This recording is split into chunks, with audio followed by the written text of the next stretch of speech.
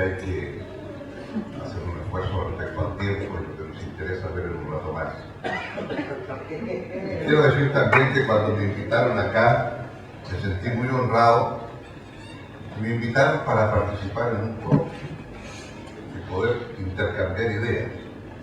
Pero lo que hemos visto en el León es mucho más rico que un foro, porque hemos visto dos miradas con una tremenda fuerza. Una mirada que ustedes han podido apreciar a nivel intelectual de Schlomo Beran, de lo que significa tenerlo entre nosotros, de la visión que él tiene, con un nivel de amplitud frente a un tema tan complejo y difícil, porque él ha sido un académico que lo ha estudiado, ustedes lo vieron aquí, un político que lo ha practicado, y que nos ha enseñado que sin espacio político y espaldas políticas, porque este es un problema político. Y entonces creo que la imagen del Premio Nobel de Física es tal vez la mejor que explica aquí. Y hemos escuchado, con el mayor respeto voy a decir, más que al alcalde de Recoleta, y todos estamos muy contentos de lo que está haciendo Recoleta, o algunos por lo menos. Hemos escuchado al vicepresidente de la comunidad palestina en Chile, que con la juventud que tiene, habló con la fuerza, aunque no todo lo que hemos escuchado, y que tiene que ver entonces con algo que nace muy profundo, que es el escepticismo de una juventud que viene escuchando esas historias que les contaban a estas alturas sus abuelos.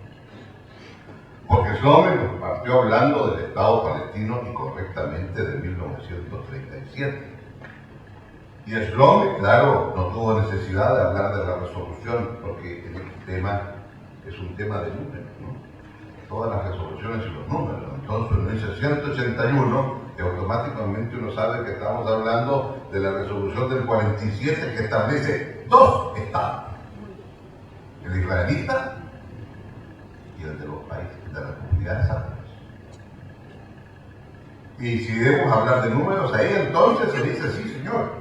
Y el estado entonces de Israel va a tener 14.000 kilómetros cuadrados y el Estado árabe va a tener 11.500.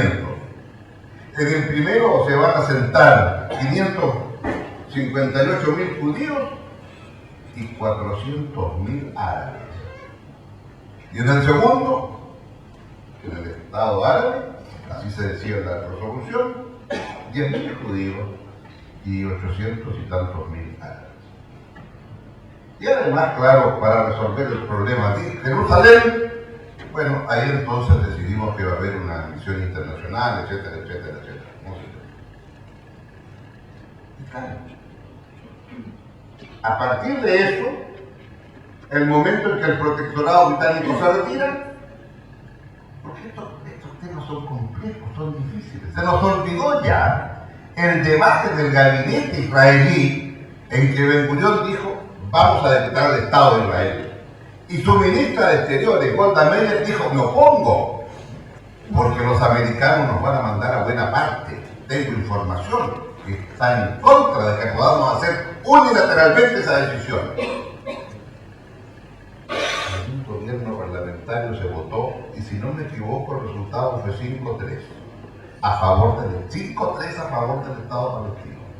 Esos 8 miembros del gabinete tuvieron que votar, y por 5-3 se dijo: ¿qué hace el Estado? Y con el terror de lo que venía. Y para sorpresa de los 8, Estados Unidos concurrió. Y Truman se hizo como que no había pasado. Y ese es el origen del conflicto. Porque la resolución dice 2 estados, y uno se declara así: yo soy Estado, y el otro, es cierto, no le gustaba la solución de los 2 estados, porque entendía que todo el mundo. Y así sigue la historia hacia adelante. Y entonces, claro, después vamos a llegar a la 242 para seguir con los números. Y entonces, claro, en la 242 ya estamos, ¿verdad?, después de la guerra de 6 días, y se le dice a Israel: usted, señor, se retira de los territorios ocupados y indemniza por lo que ha hecho, etcétera, etcétera, etcétera, etcétera. Y para qué seguir después con la siguiente, ¿verdad? Con la 338 que viene después de Yom Kippur. Pero aquí hay un drama que yo quisiera compartir con ustedes. Porque estos innumerables intentos que hacen que ya nadie crea nada, como tan bien lo planteó Daniel, tiene un elemento que quiero compartir, que es el drama de esto.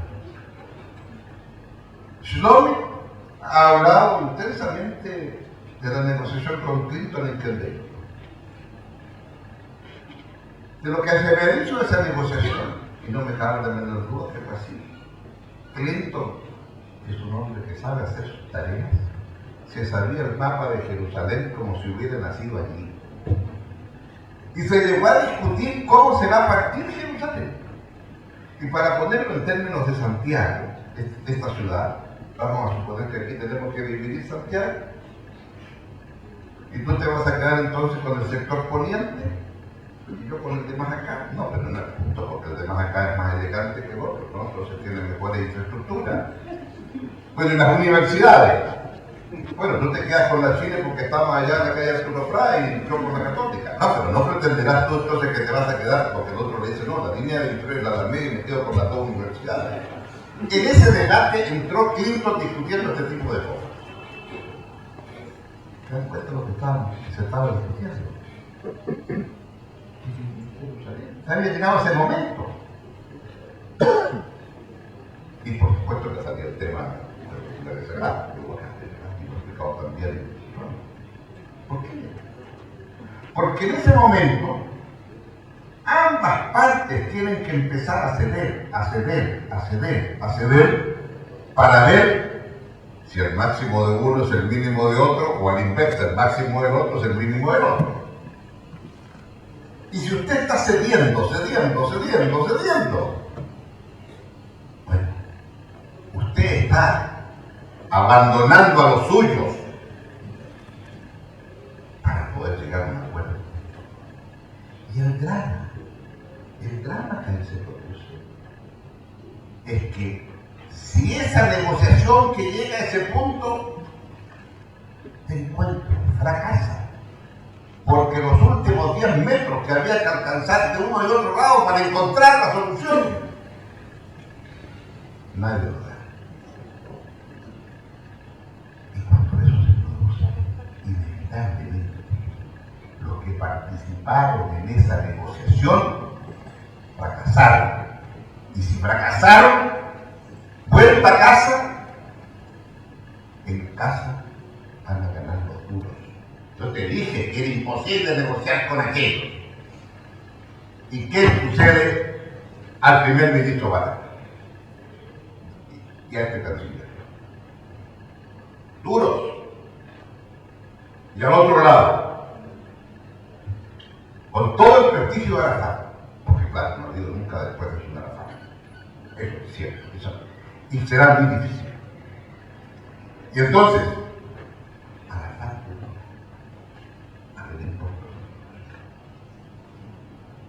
y entonces, ¿qué tiene usted después? Bueno, jamás en tal medida producto de aquí. Y los problemas que eso significa. ¿Por qué digo todo esto? Porque creo que aquí, digámoslo francamente, se ha estado muy cerca. Pero las conversaciones, cuando se fracasan, hacen fortalecimiento de ello. Quiero recordar aquí la conferencia de Madrid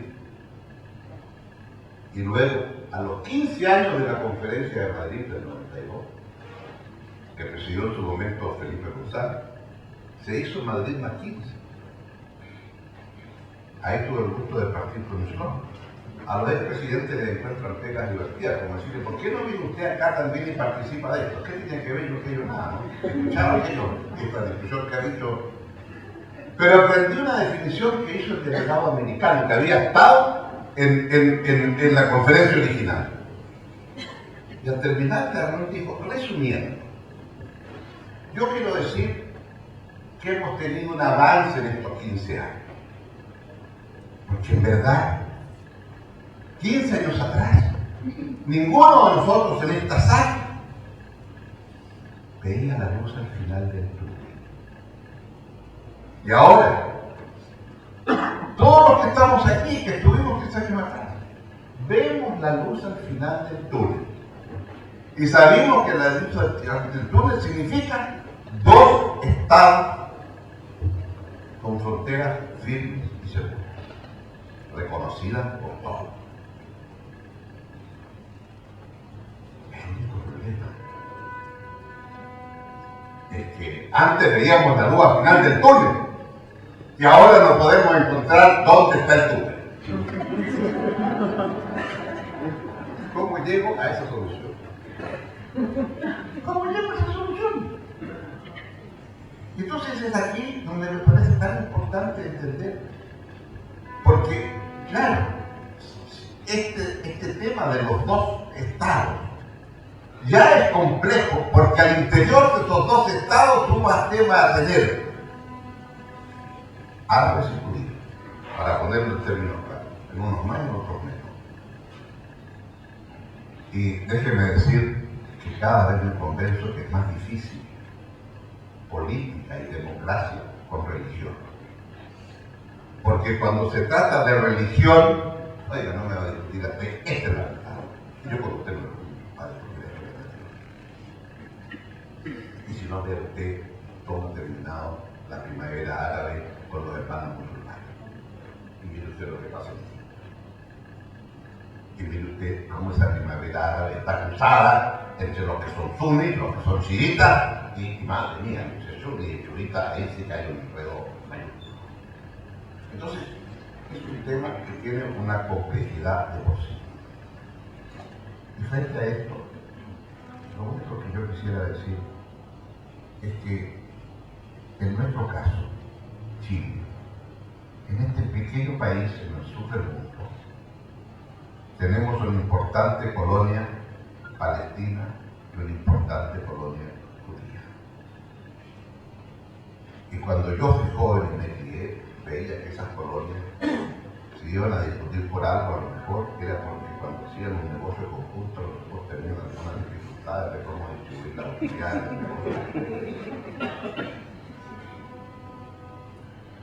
Y se veía esto como una cosa muy lejana. En la fundación decidimos tener reuniones con jóvenes a partir del 2006-2007. Y hablamos con jóvenes pobladores, hablamos con jóvenes más universitarios, hablamos con jóvenes. Y de repente, Carabuena me dice, ¿por qué no hacemos una reunión de jóvenes judíos y palestinos? ¡Ah, qué buena idea! Que es profundamente sorprendente. Esos jóvenes tenían una visión más radical del conflicto que la que tenían sus padres. Normalmente había esa reunión, se conversaba y después puse una foto, una foto. No hubo acuerdo en sacar una foto conjunta de los 2 grupos. Entonces yo puse pecado, puse pecado. Después intenté y se fue la junta. Eso no ocurría en Chile 20 o 30 años. Es decir, este conflicto tan de lejos. Y no necesito decir que hubo cosas que los jóvenes se dijeron muy duras.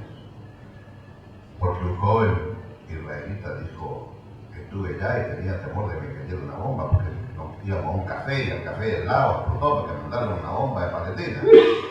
A lo cual no necesito decir lo que los jóvenes palestinos le respondieron, ¿verdad? Que él estaba sufriendo lo que para ellos era el cotidiano todos los días. Entonces, ¿por qué digo esto? Porque veo que acá hay un proceso de deterioro también más allá de las fronteras frente a este tema. Y frente a eso, lo único que quisiera decir que Chile tiene una posición inalterable.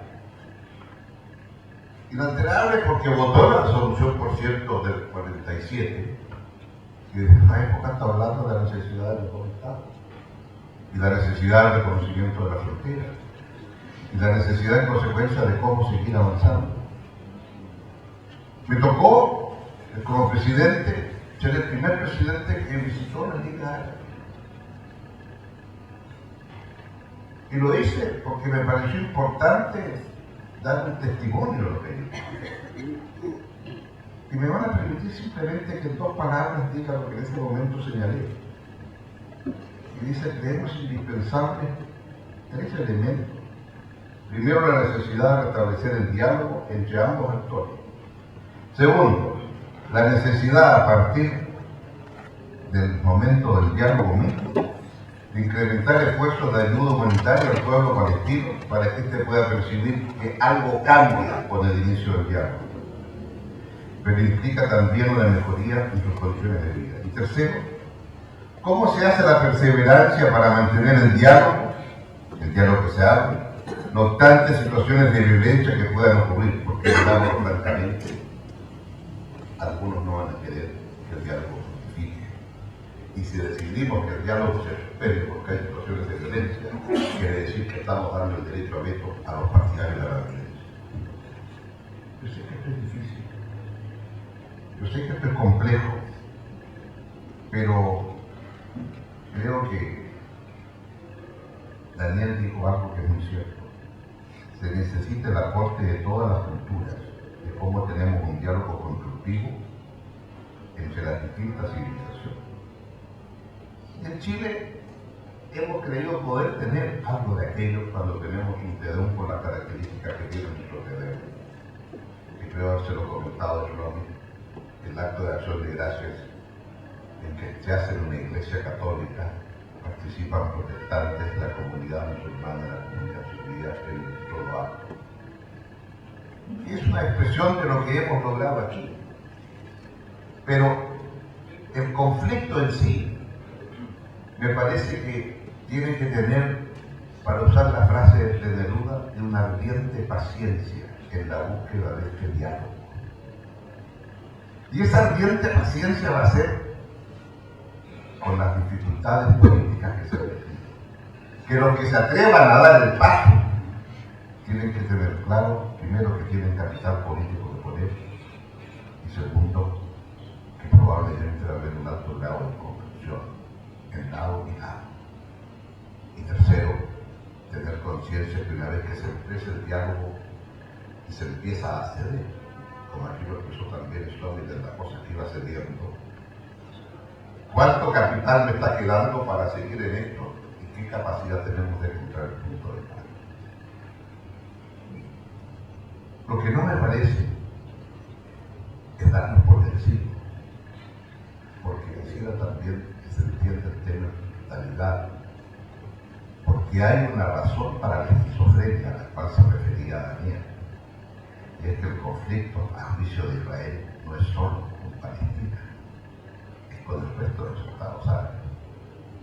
Y por eso cuando se habla de Clinton y de la iniciativa de Clinton, estaba el tratado de paz que hacía simultáneamente Israel con Siria, Israel con el Líbano, porque la sensación del otro es decir, claro, me voy a poner de acuerdo con Palestina, pero mi problema desde el punto de vista de la amenaza de mi soberanía territorial no viene de Palestina, viene de estos otros, que son con quienes me quiero medir.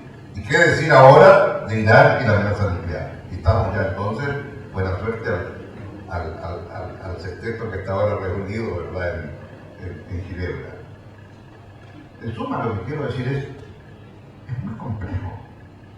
Porque estamos hablando aquí del conflicto Israel-Palestina. Pero si usted lo lleva a la mesa después y decide que usted sigue, también reconoce estas fronteras que se están reconociendo recíprocamente israelitas y palestinos. Y más vale que diga que sí, porque si no, no lo vacino, pero entonces ahora voy a tener la guerra con todo el mundo. Entonces, acá hay una complejidad de actores. Y más vale, yo creo, ser capaces de abordar. Y en ese contexto yo diría que este esfuerzo que se ha hecho esta noche aquí es un buen ejemplo de la complejidad del tema, pero también es un buen ejemplo de la necesidad de avanzar, porque en definitiva yo creo lo siguiente, porque aquí nos están buscando es la capacidad de si vamos a tener o no un mundo que crecientemente es más global, y como decía Eric Hobsbawm, ese gran historiador inglés,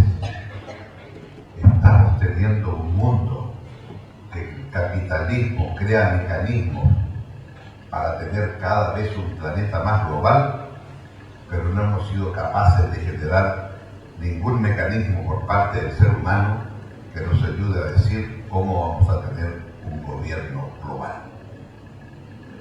Y cuando hay un sistema global a escala planetaria sin reglas, las reglas las ponen los más grandes. Entonces, el resolver este tema es parte de un tema mucho más global.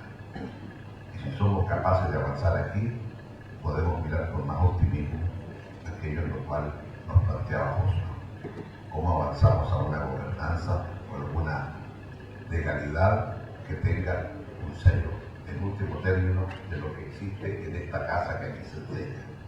Un Estado de Derecho, reglas claras, en la cual los seres humanos podemos aprender a disfrutar.